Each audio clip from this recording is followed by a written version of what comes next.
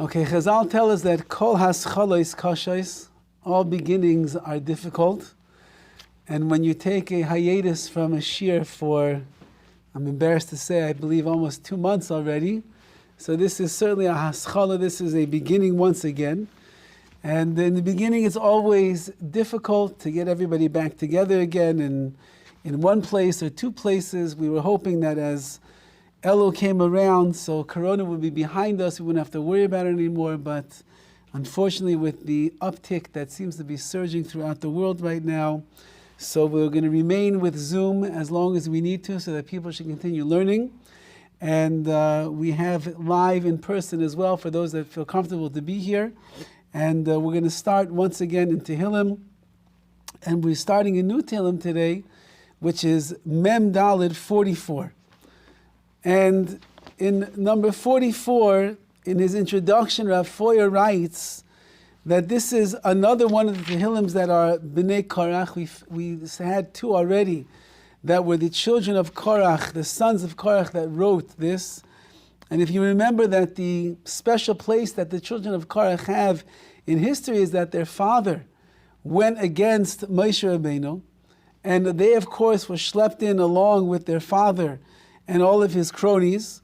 And when the earth opened up and swallowed them alive, so the children of Korach did tshuva immediately as they were descending into the bottomless pit, and HaKadosh Baruch Hu made a cleft. He made a cleft in the bottom over there, and they ended up getting caught on that cleft, and they survived, and they lived to tell about it, and they wrote Tehillim. The B'nai Korach ended up writing Tehillim that Dovid HaMelech put inside his sefer, and these are Tehillim that speak about the boundless wonders of HaKadosh Baruch Hu, the way that He takes care of us, how He watches over us, and as Hashem will see in the Mefarshim today, tremendous insights into Amunah and our connection that and the bond that we have with Hashem, with Eretz Yisrael, with Klal Yisrael. It's fascinating what they write. So Rav Hirsch writes in his introduction over here that the sons of Korach are depicting the early triumphs of our people as they entered into Eretz Yisrael, into the Promised Land. They were invincible. We're coming out of the wilderness. We're 40 years of developing ourselves and building ourselves up in Torah and in mitzvahs. And when we entered into Eretz Yisrael in the beginning, we were an invincible nation that was armed with Torah and with mitzvahs. And now we're mourning the bitter defeat that our people suffered when we were in Eretz Yisrael, had a Beis HaMikdash, and yet we abandoned the divine weapons of Ruchnius, of Torah and of mitzvahs that HaKadosh Baruch Hu had given over to us. And therefore that is why, as we saw throughout and we'll see again, that's where the Galus, that's where the exile comes from. HaKadosh Baruch Hu says in His Torah that as long as you are upholding the statutes and you are living a life that a Jew is supposed to live in the holiest of lands, so then you have all of the merit to be able to remain there and build and prosper and grow as a nation. But if, in fact, you're going to abandon the ways of Yiddishkeit, you're going to go against what HaKadosh Baruch Hu says in His Torah, so then the issue is going to be, says Hashem, the land itself cannot be soivel, cannot stand or handle such things. And therefore it will spit you out. And in this Tehillim and the other ones before are speaking about the Golus, about the exile, about Klal Yisrael that's being spit out of the land. And it's coming because we were not careful with the mitzvahs, not careful with our learning, not careful with the way in which we were living our lives. Nevertheless, he says that the B'nai Korach were inspired and they were filled with hope.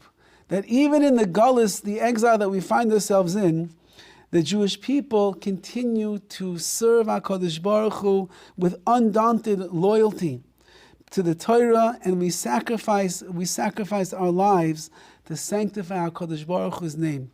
And therefore, since that in every single place that we go in exile, Klal Yisrael is always willing to give up of themselves and give up for the sake of Hashem, that itself is a schus, it's a merit that we have that should be the key that's going to unlock the gates of Geula, of redemption for Klal Yisrael.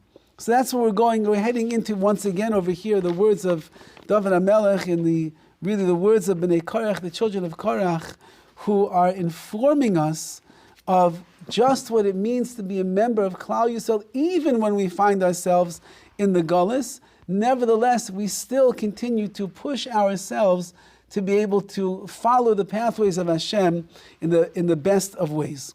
So I want to start with the Malbim today.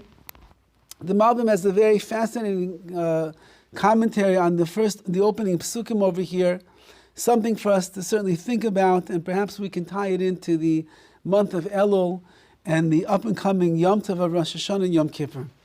It starts out over here in the beginning, Pasuk Aleph, Lam Natseich Livnei Korach Maskil.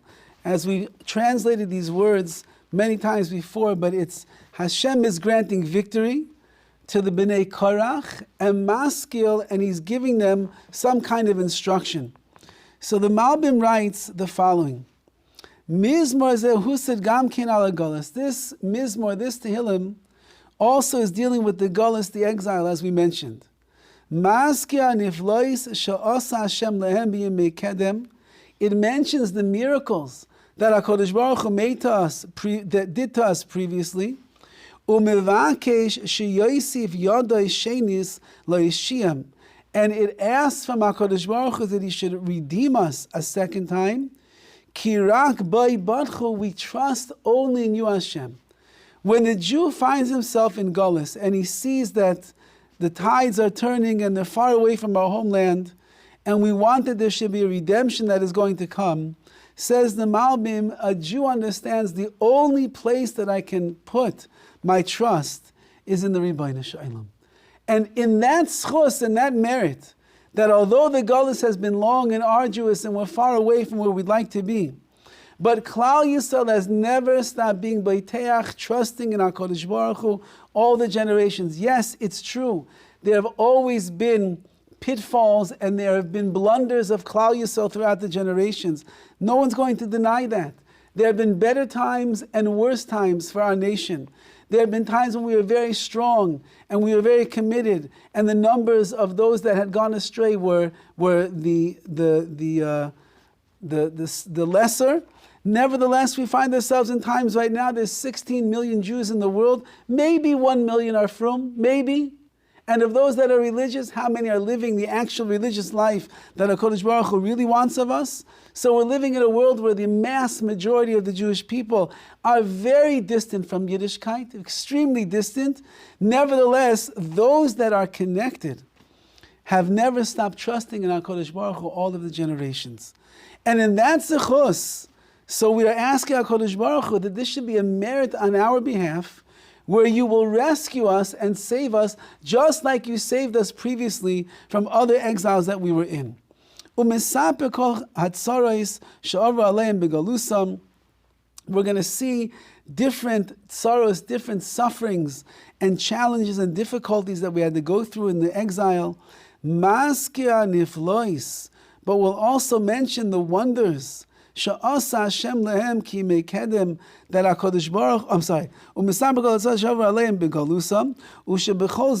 but nevertheless, even though that sometimes the suffering has piled up against us, libam our hearts never ran away, or they never departed from our emunah, from our faith in Hashem. It's as was the famous statement that Rav Moshe Feinstein said killed the Jewish people in the 1930s and 40s and 50s, where they said over that it is schwer to be a Yid, it's hard to be a Jew. And that one statement, when a Jew hears such words, hard to be a Jew, it makes a person stray and run away.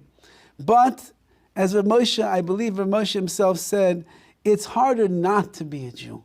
Because once that you're a Yid, and once you have a Torah, and once you have a Emunah, and every nation is going to go through struggles, every person is going to have challenges, everybody's going to go through difficulties in life. But when you have a Emunah, when you have belief in Hashem, And when you trust in HaKadosh Baruch Hu and you go through everything as a maimin, as a believer, that what HaKadosh Baruch Hu is doing is for my best and He's trying to build me and create me and make me better and give me the potential that's inside, that's dormant, and make it become something great. So then you go through the challenges of life and the tsaras of Galus, the pains of Galus, not as a person who feels defeated, not as a person that is frustrated and is down, but rather as a person that continues to reaffirm his connection and his faith with Hashem. V'al kain, and therefore, Roi sheyifdam leman chazdai. It's fitting, Hashem, that your great mercy should redeem us from the galus that we are in right now. Uba elat tefillah tehillim mitzad kvoid Hashem lebal yechulal, and says the Malbim that they have three different ways in which they are asking HaKadosh Baruch Hu to save them from the galus.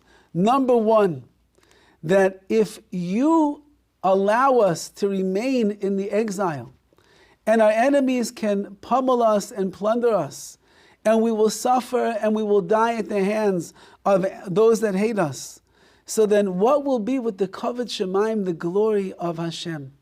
What will be with the majesty of our King, HaKadosh Baruch Hu?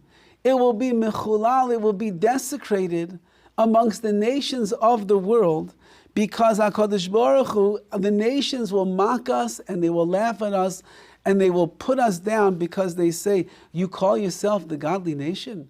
You are the Am HaNivchar, you're the chosen people? If you are so chosen, so why haven't you been able to go back to your homeland?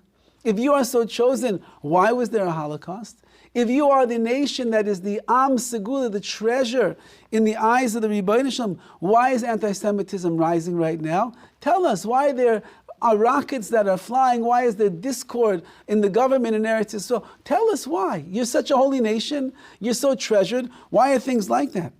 So we're asking Rebbeinu Shalom, since that we didn't lose our faith in you all of these years, we're doing all this for you, for your honor and for your glory. So you should redeem us in order that your name stops being mechulu, desecrated amongst the nations of the world. After that, they say we have another reason why you should redeem us. Mitzad goydel emunasam, because of the greatness of our emunah, the steadfastness of our faith. We didn't swerve, we didn't veer, we didn't stop believing, we didn't stop keeping the mitzvahs. Could you imagine that the same mitzvahs that the Jewish people have been keeping since the Torah was given in Har Sinai, even in Tarzana, California, we're keeping the same mitzvahs? What does that tell you, Hashem? That tells you have a nation that even though we're thousands of years away from the source, and we are no longer in the land where we are protected by the Kedusha and the radiance of the Beis HaMikdash, and we have gone through the trials and tribulations that only our nation has gone through from every single continent in the world. We have been thrown away from, and we have been beaten, and we've been trampled on, and they've made fun of us, and they put us down, and we look like we were left for naught. Nevertheless, our emunah, our faith, it never wavered, HaKadosh Baruch Hu. We are the same nation of emunah that we were 3,500 years ago when we stood at Har Sinai.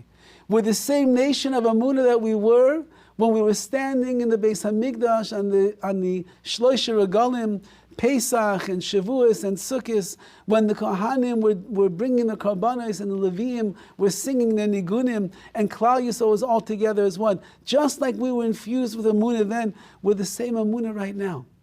And that itself should be the greatest merit that we have for us, that HaKadosh Baruch Hu sees that we have not strayed from His path. The Achakach, and lastly he writes, Yidaber mitzad chesed Hashem. Even if you'll say, HaKadosh Baruch Hu, that you're not concerned about the shame that you are facing in this world because our nation is being damaged in Golus. And even if you'll say that our emunah is not enough, and therefore we deserve to be rescued because of our faith, at least the chesed, your midah of chesed, of kindness and the mercy that you have upon us, that should be the cause that's going to bring about our redemption.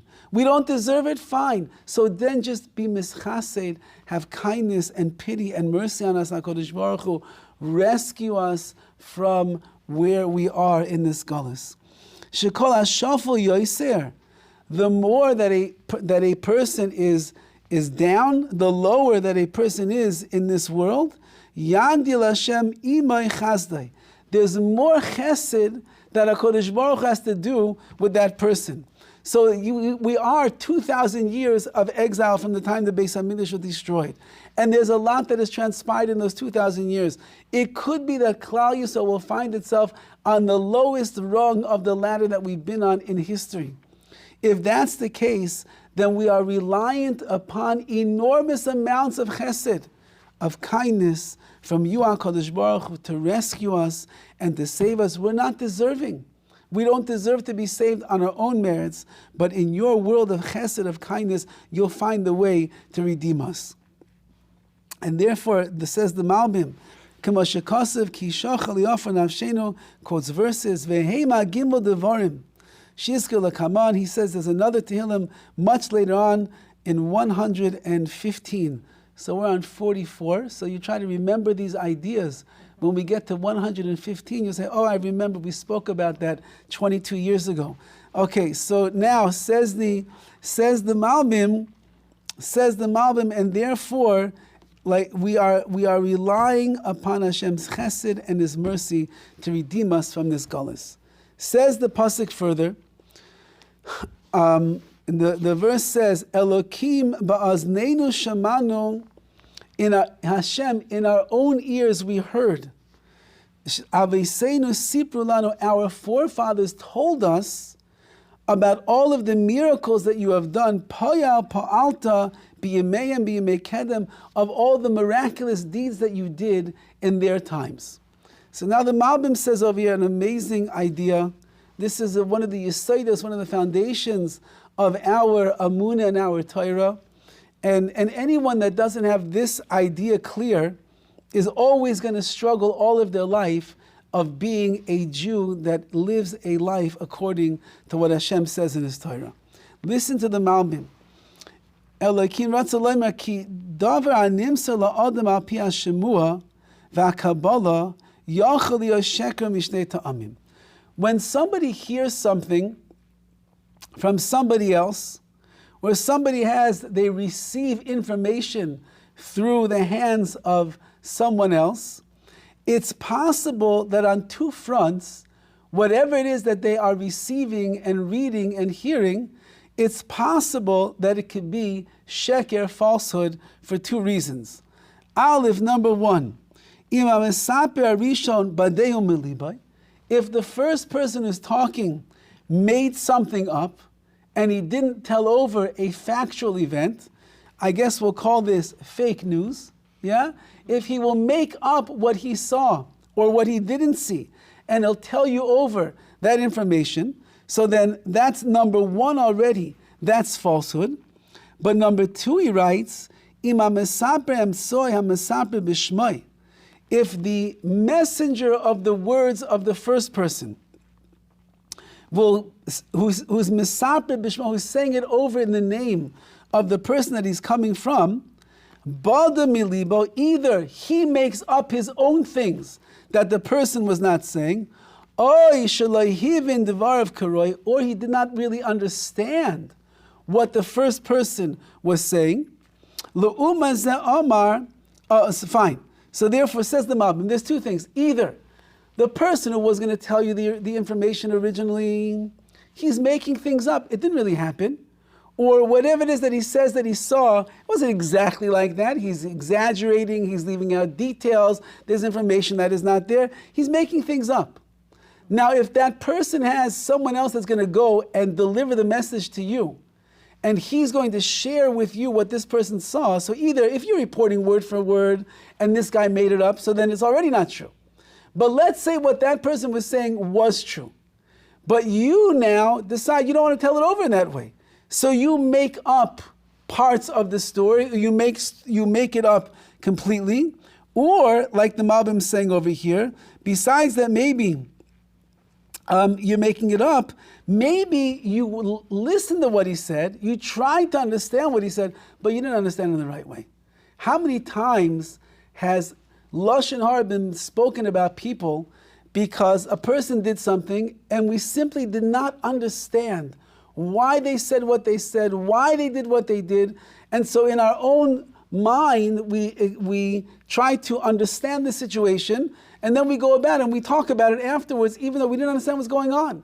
How many times you go to a shiur and the person is giving the shiur and they're telling over something and you misunderstand what it is that they're saying, and then you walk out and you give over the teaching that you heard in the class, but it's completely the wrong thing. How many times have people said, I heard that you said such and such a thing in a class. What did you mean by that? I said, I never said that. I never said that at all. That's not at all what we're talking about. We're talking about one thing, and this person didn't understand what I was saying, so they took it out of context, and that's what I said. So says the Malbim, if a person is either making things up, or the messenger is making things up, or did not understand. So when he tells over what he heard from the first person, it's like the broken game of telephone over here. He tells over what he thinks that he heard, but it was really the wrong thing. That's the normal way that it works in the transmission of information and facts from one person to another. Right? The major thing that took place during the presidency of Trump was that the whole world, the whole news media decided that they have to fact check everything that came out of his mouth to make sure that he wasn't lying. And they caught him many times, and many times they didn't catch him. And now, slowly but surely, they're beginning to fact check the current president right now, because maybe he's also not telling the truth when he opens his mouth in public to the millions of Americans that are listening to what he has to say. Nevertheless, says the Malbim the following: our Messora, which means the transmission of information of Klal Yisrael from Har Sinai until this very day, from that goes to the Midbar, through the wilderness, to the miracles that HaKadosh Baruch Hu made for us, and all the details. Our Messora is not a broken game of telephone. Our Messora, our transmission, there's a much greater investment in the Jewish people that are telling over the information from one generation to the next. And that's what he comes to explain. And he says, and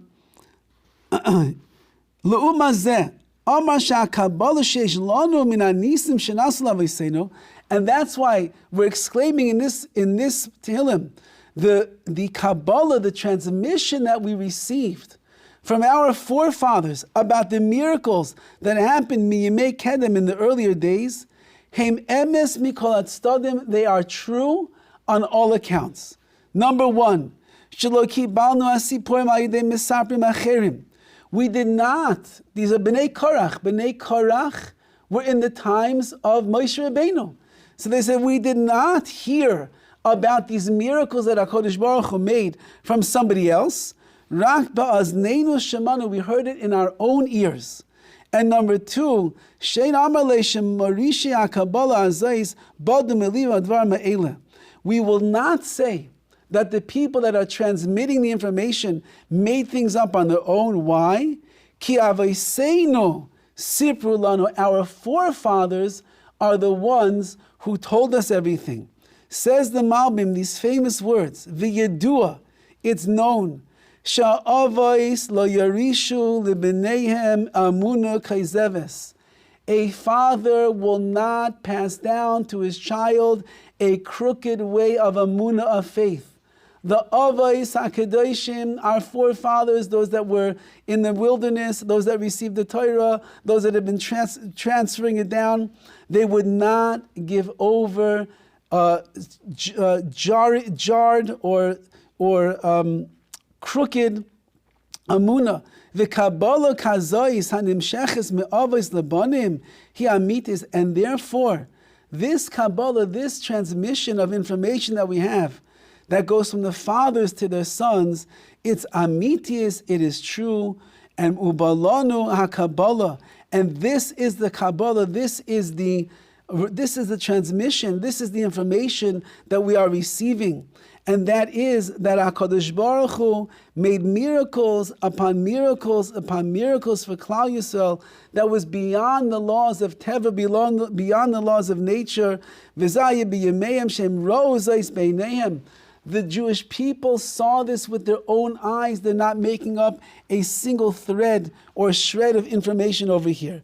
It says the Malbim, a person who identifies themselves with the world of Torah must have in their Amunah, in the lexicon of Amunah over here, must be the following idea.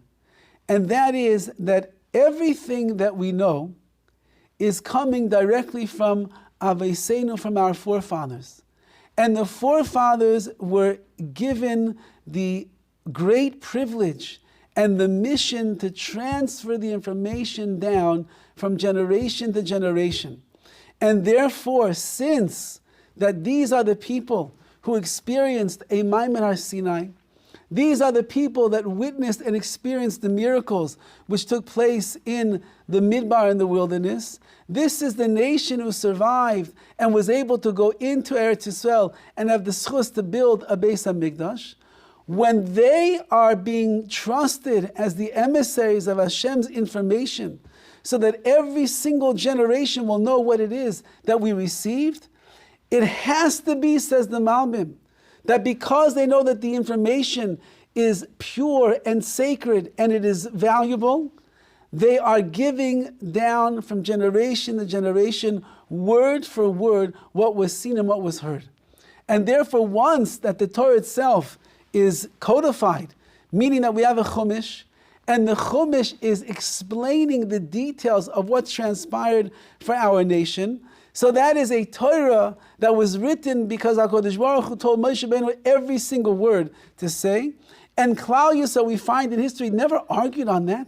When they were in the Midbar, they didn't argue on the Torah that was given. They didn't start arguing until hundreds and hundreds and hundreds of years later, when the Jewish people decided they wanted to change and shift what they were doing. But for hundreds and hundreds of years, the Jewish people faithfully followed everything that it said there inside the Torah, because we have a Messora, we have a transmission, we have information that has been going from generation to generation, and we know that our fathers don't lie. You would not lie to your children. If you would, that's something wrong over there. But we would not lie to our children. When we want to give over some valuable piece of information, maybe it's a family story or an heirloom or something that the child needs to know, you wouldn't lie because maybe their life depends upon that. When Klal Yisrael is in the Midbar and they're giving over the information and they're sharing it with the next generation, their eyes saw what took place in the wilderness. Their eyes experienced, their bodies experienced, their hearts experienced the miracles and the nisim. Why would I lie to my child? I want my child to know what it means to be a Jew. I want my child to understand what it means to have the Rebbeinu Shalom in their life. I want them to understand what it means that if you do the right thing, so then HaKadosh Baruch Hu is going to reward you. If you do the wrong thing, then HaKadosh Baruch Hu is going to punish you. They need to understand these basic truths. And therefore, says the Malbim, our entire faith is predicated upon this fact that every single word of Torah that we have, everything that we have in the oral transmissions that went from generation to generation to generation, all of that is amitis, it's 100% true, and therefore we are obligated to dedicate our lives to being the procurers of this message of faith and the emissaries of the information that we have received. The next pasuk says over here, Ata Yadcha Goyim Hayrashta, your hand, you drove the Goyim, the nations, out of the country, out of Eretz Yisrael. Vatitoyim Torah La'umim V'Tashalchem, and you planted them, and you break the nations when you drive them away. Says the Malbim over here, what is going on? Ma shoyrashta es hagoyim, this that you drove the nations out of our land. Lita sham b'nei Yisrael because you wanted to implant the Jewish people in the country. The reason that you drove away the non-Jewish nations, the Canaanim and the Hivites and all the other nations that were there, the 7 nations, was because Klal Yisrael needs the best environment for us as a nation to be able to grow. Just like when you want to go out into the fields or you want to go into your garden and you want to plant. So you will get the soil and the nutrients and the minerals and the water. You'll get everything, the best conditions possible, because you want to make sure that whatever you're planting in that ground is going to have the greatest chance of growing to its ultimate capacity. Klal Yisrael in the land of Eretz Yisrael is growing as a nation. We are growing as the Am HaNivchar, the chosen nation. And therefore, in order for us to be able to have the greatest chance of developing into this nation of Kiddush, of holiness, and of sanctity, the conditions must be perfect, as best as HaKadosh Baruch Hu can do for us. So what did he do? He drove out the nations when we moved in. It wasn't we who drove them out. We're not worthy of having the might to drive out all the nations, but rather, since that the ultimate plan is that Klal Yisrael will settle the land, and we will develop and prosper as a nation there, and we'll build a Beis HaMikdash, and we'll be Zeicher to bring Mashiach, and that's the way it's supposed to be. Says the Malbim, he drove out the nations in order to implant us in the land of Eretz Yisrael. And HaKadosh Baruch Hu did not do this through a messenger. He did not do this through the nature of the world. Rak ata ba'atzmecha, you yourself, HaKadosh Baruch Hu, you are the one who did all of this. You drove them away. You disposed of them from the land so that when we move into that land, we will be able to prosper and to grow properly. Ubiyadcha, in your hand,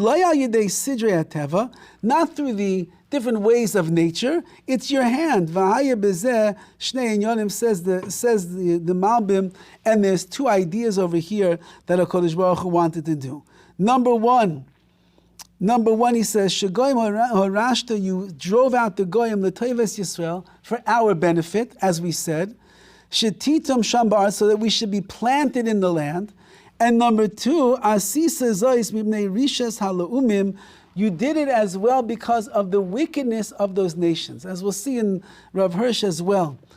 That if they would have been tzaddikim, all the 7 nations that were there in the land of Israel, it's not so clear that HaKadosh Baruch Hu would have pushed them out of the land when we moved in. They would have had merits on their own.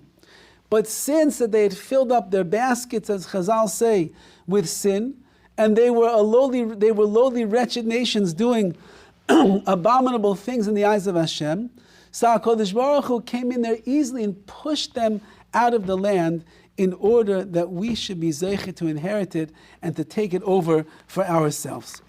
So Rav Hirsch writes on these verses, just to go back a little bit over here, because he also focuses in on this idea, and that is that our Messora is not a Messora that goes through the hands of other people.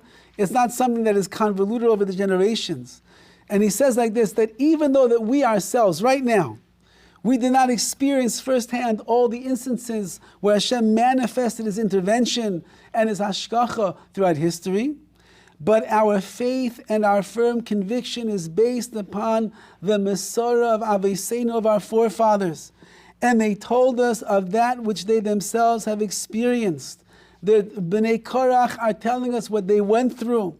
And they, the entire nation of those days, saw your acts, they saw your wondrous hand and everything.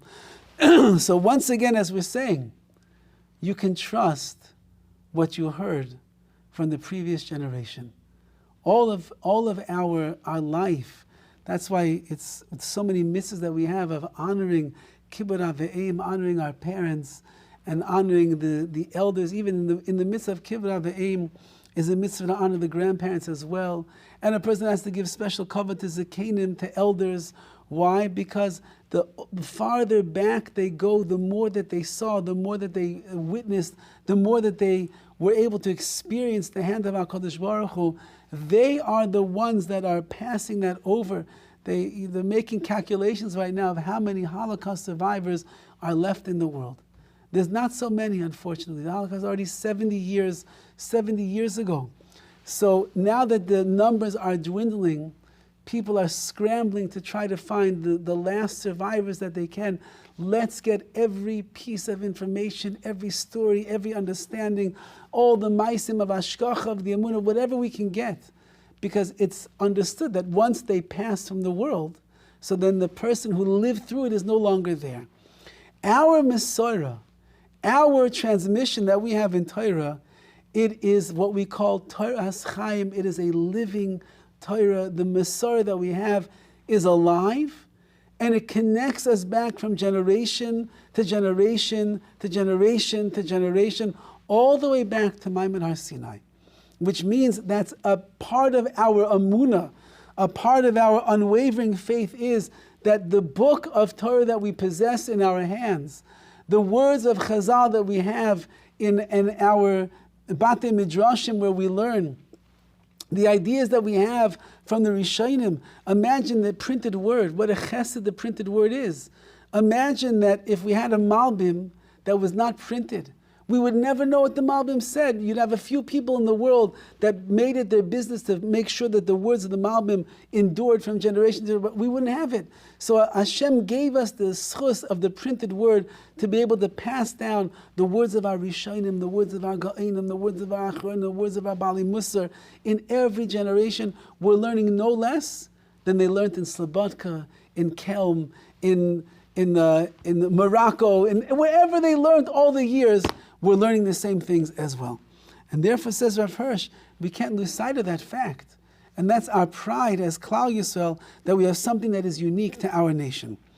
And he says over here that, yes, your hand, Ata Yadcha Goyim Arashta, you drove the Goyim out so you could plant us in that place. Says Rav Hirsch, that the divine judgment which the people of Canaan experienced was not an exceptional case, and it wasn't in the merits of the Jewish people. The fact that Hashem walked in there and just cleared them out was for the following reason, and that is because HaKadosh Baruch Hu brings about judgment on any nation once that the measure of sin has been filled to capacity, and the time has arrived for its dismissal from the stage of history.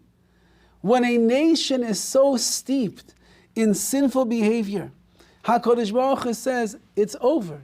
Your time in this world has ceased. You served your purpose. You did what you were supposed to do. You ended up being an enemy of Klal Yisrael, or enemies of the world. And now at this point, so I'm going to remove you from the stage of world history. And therefore, the Eretz, anybody heard the Canaanites these days? They're not around. We never heard of them. Once they were expelled from the land and HaKadosh Baruch Hu pushed them far out, that is the end of their life. V'teira, Hashem lets such states perish. He lets them to get broken. However, Klal Yisrael has also done its fair share of sin. Klal Yisrael has filled the basket with many sins over the years. So how come we have not disappeared from the stage of mankind? How come HaKadosh Baruch Hu continues to leave us around after the thousands of years? I mean, we're the nation who stood at Har Sinai and then made a golden calf. We're the nation that in the midbar, in the wilderness, we complained to HaKadosh Baruch Hu about everything that we possibly could. We are the nation that had a Beis HaMikdash, and we put up, with our own Jewish hands, we put idols up in the Beis HaMikdash. So we haven't done enough sin? So how come it is that HaKadosh Baruch Hu, He destroys the Canaanim? The Greeks only exist in salad and yogurt these days. The Romans have disappeared from the world except some relics that people go and they see them with their cameras and they are over what is left. But Klal Yisrael is still a vibrant community in all parts and regions of the world, and we're still doing what we were doing for thousands of years. Why did HaKadosh Baruch Hu not remove us? So Rav Hirsch says, Klal Klal Yisrael is the only nation that survived its downfall, meaning Gullus, being exiled from the land of Israel and being in Gullus for 2,000 years already is a downfall which we should have been lost like any other nation in the world. Nevertheless, because of our nature and because the mission of Klal Yisrael extends beyond the borders of the land of Eretz Israel, it still remains preserved for renewed national life in its own state at some future day. Meaning, we don't need, this is if you look in the mission statement of the Beis Yaakov movement, when the Rebbe and Sarah Schneier, when she wrote her mission statement, she was living in Krakow at the time. She was in Poland. There was the hope of moving all of the Jewish people to Eretz Yisrael was a distant, there was no El Al, there was nothing, it was a distant dream. So she wanted the young women of Krakow and of Europe to understand that our Judaism is not contingent upon the land that we live in.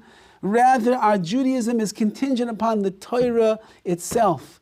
And HaKadosh Baruch Hu, as it says in the Torah, that in the Aron, which was the ark, which housed the luchos, the tablets, it says over there that there were rings and there were long poles that went through the rings. And it says that the pole, there's a halacha, and the halacha is that the poles are never allowed to be taken out of the rings. Why not? And the answer that is given is because the Torah is something that is movable. And the Torah has to be ready to move whenever the Jewish people are going to be on the run. And that means whether you're in Yerushalayim or you're in Tarzana, California. You are in Vilna and the Vilna Gaon is there, or you are in Borough Park or some other far-flung place in the world. The Torah goes with us wherever we are. And therefore says Rav Hirsch that Klal Yisrael has to understand we're not bound by the piece of land called Eretz Yisrael. When Mashiach will come and we will get back there, yes, of course, we're a different nation when we're in Eretz Yisrael. Anyone that has ever traveled to the land of Eretz Yisrael, you know you're a different person when you're in Eretz Yisrael. Even today, when there is no Beis HaMikdash, and there is infighting, and there are Palestinians lurking at every corner over there, even when not all the Jewish people are keeping the mitzvahs, still the Kiddush of the land is so powerful, you're a different person. But we could still be we could still be faithful, elevated Jews, even in America, wherever it is that we find ourselves. And therefore, every other nation, their existence was predicated upon the land that they lived in. You have the country, it's yours, you could survive. But once that they were destroyed, and once the country was destroyed, that's it, the nation is gone. Klal Yisrael is not like that. We've been kicked out of our land for 2,000 years, and the truth of the matter is, in history, Torah has never been flourishing as much as it is right now, maybe since the times of the Talmud. There have never been so many yeshivas, so many young men and women that are learning, so many children that are walking around in the streets, even in America, in yarmulkes, tzitzis, leading a life of Yiddishkeit. Never before in history. 2,000 years later, how could such a thing be? We don't have the land. Says Rav Hirsch, you don't need the land. You need the Torah. And therefore, Klal Yisrael doesn't get destroyed as a nation because we no longer have our homeland. Yes, the goal and the hope, which we're mitzapel Yeshua, we're waiting every single day for Mashiach to come. We want to get back there because we want to live in the place where we belong to be. We don't belong in America. We don't belong in Australia. We don't belong in England. We don't belong outside the land of Eretz Yisrael. Whatever Gullus took us to all these places, so here we are. But we're waiting that HaKadosh Baruch Hu should send us the ultimate geula, and that's going to be when we go back to the land of Eretz Yisrael, b'mheira v'yameinu. But that's what he's saying, that's our difference. Our difference is we're not like any other nation in the world. We have a different mission. HaKadosh Baruch Hu set us aside as a treasured nation. We have a lot that we have to accomplish, and those accomplishments, like the Orach Chaim HaKadosh writes in different places in the Chumash, this concept that one of the reasons that Klal Yisrael has to go into the Gullus, into exile, is because there are sparks of Kedusha all over the world. And the only people that are able to actualize those sparks of Kedusha are the Jewish nation. And the world itself cannot reach its fruition and shleimus perfection until those sparks of kedusha, wherever they might be, are brought out of creation. And therefore Hashem sends us into Galus, into the exile, to repair the world. This concept of tikkun olam, that we are a nation that repairs the world, what's the repairing? The repairing is that we go into the places of the world that are enshrouded in darkness and impurities and the like, and we fix it up by unearthing the kedusha, the light of Hashem that is there. And once that we make that our mission, just to elevate the world wherever we might be, whether it's America, whether it's Eretz Yisrael, whether it's England, wherever we are. So then a person is connecting in with this Messora, this transmission that we have, that Klal Yisrael is a nation like no other. And we are waiting, yes, for Mashiach to come. We're waiting for the land of Eretz Yisrael to be once again ours completely, with a Beis HaMikdash, with a king, with Kohanim, with Levim, true. But it doesn't absolve us from the obligations that we have today to keep HaKadosh Baruch Hu's Torah in the right way. So then the pasuk says in 4, Kilo b'charbam yarshu aretz. It wasn't with their sword, the sword of the Jewish people, that they inherited the land. Rather, uzrayam lahishia. And it was not their arm that saved them. Lama ki yamincha. It was your right hand, Hashem. Uzoracha, and your outstretched arm. The or panecha, and the light of your countenance, ki retzisam, that found your will in them. That you found your will in them. Meaning, the fact that we walked into Eretz Yisrael and we conquered the land has absolutely nothing at all to do with us. And this, they say, was one of the greatest resurgences of Bali Tshuva during, I think it was the Yom Kippur War, which was the most miraculous war that the Jewish people fought. And it was impossible, even for the biggest atheist in the foxhole, it was impossible to deny that HaKadosh Baruch Hu was the one who won the battles of the Yom Kippur War, because there were so many miracles, one after the other, and every single soldier experienced one miracle after the other, that it was impossible to say that it happened because of their might and their strength. And therefore, the amount of people that were chayzim b'tshuva, that returned to the ways of Yiddishkeit after that Yom Kippur War, was enormous. Maybe the biggest influx of Bali Tshuva in history. Because they got to the point where they said, it wasn't our might, it wasn't our army, it wasn't the things that we were doing. Rather, what was it? It was HaKadosh Baruch Hu. And that's what he's saying over here. Says the Rav Hirsch, he says that there's 3 reasons why our forefathers were able to inherit the land of Eretz Yisrael. Number 1, Yamincha. It was Hashem's right hand, which is the strong hand. He saved us. Number 2, Uzoracha, his arm, the arm that chastised the Canaanim, the nations that were there. And finally, Or Panecha, it's the light of Hashem's countenance, which means that the bliss inherent in the very fact that the establishment of Klal Yisrael was part of the goal set aside for mankind's sovereignty. Meaning this was always the goal. The goal was that Klal Yisrael will become a nation, and we will receive the Torah, and the Torah is going to be kept in the land of Eretz Yisrael, and that will be perfection of creation of what's supposed to be. So with those 3 merits, not of our own merits, but rather these three great powerful deeds that HaKadosh Baruch Hu did, since that HaKadosh Baruch Hu found there was still a nation called Klal Yisrael, even though we wandered through the wilderness all those years, nevertheless, we were men and women and children alike, that we dedicated ourselves to the fulfillment of this mission of Hashem's will. Therefore, HaKadosh Baruch Hu said, I'm going to give you the land of Eretz Yisrael.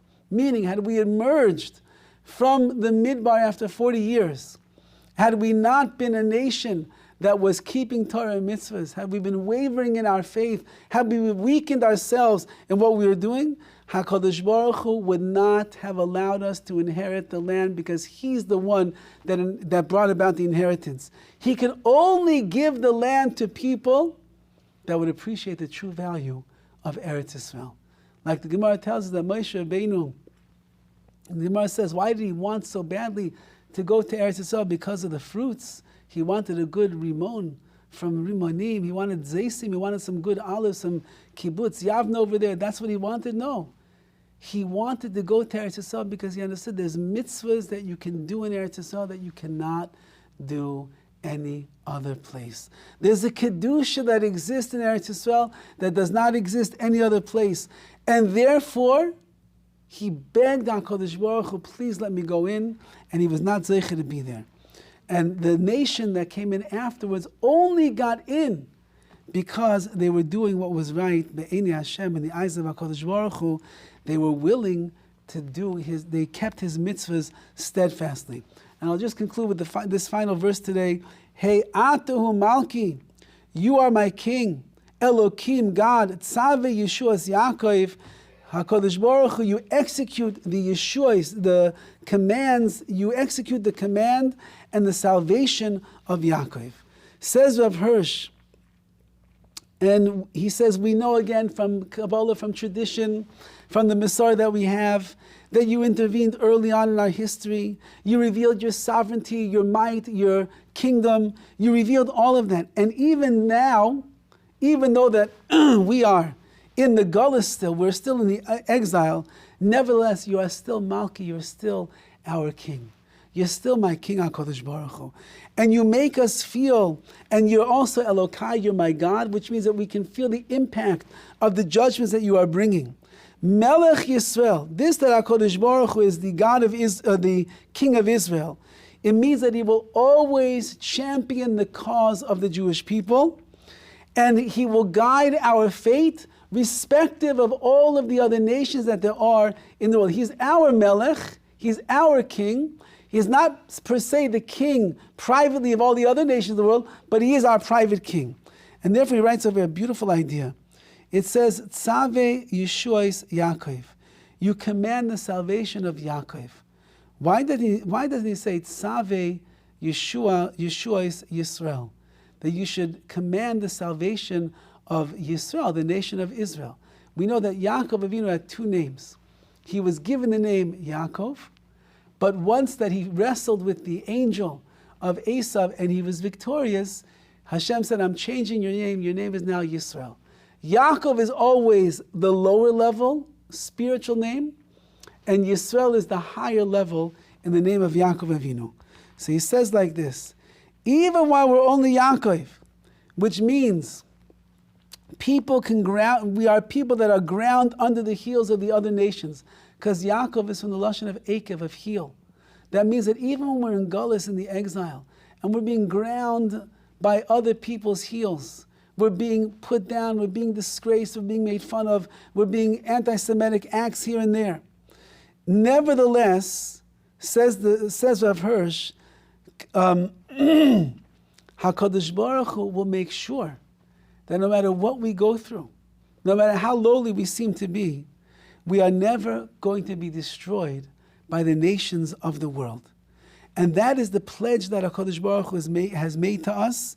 He promised that even while we're in the Gullus, in the exile, he's not going to remove himself from our fate altogether.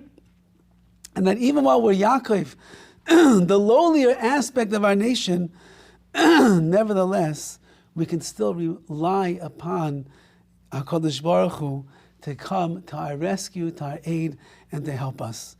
And perhaps we can keep this in mind in this glorious month of Elul, where everybody feels a certain amount that there's so much more that we could have accomplished last year. Everybody knows that. There's so many things that we wished we would not have done. Everybody has those moments, and unfortunately those moments sometimes are too numerous to even count. But even in the akev, even in the lowliness, when we feel ourselves being crushed on the ground from the things that we did or we did not do properly, so we have to know that HaKadosh Baruch Hu has made it his mission to make sure that we will always endure and we will always survive. And part of the trust that we have on Rosh Hashanah is that when we are being mamlich, we have the recognition that HaKadosh Baruch Hu is our king. We know that he is a king that can do anything that he wants, and he would like that we survive and we live and we have another year. And if we show HaKadosh Baruch Hu the recognition that we have, him being our king and him being our God, and that we want to be able to fulfill the missions that He put us here in this world to do, then a person goes into Rosh Hashanah, like our sages tell us, supposed to go in happy, with trust in Hashem, not worried that things are going to go sour, but rather trusting in HaKadosh Baruch Hu, that if I do my part, HaKadosh Baruch Hu is going to do His part, and Be'ez Hashem we will be zeiche to see, just like Klal Yisrael has seen the chesed and the rachmanis and the mercy for 2,000 years of Galus was still around and we're still thriving. We'll be zeiche to see the chesed and the rachamim of Hashem, and we will still be thriving for the up and coming year and many, many more years to come. Be'ez Hashem. Amen. Thank you. Have a wonderful week, everyone.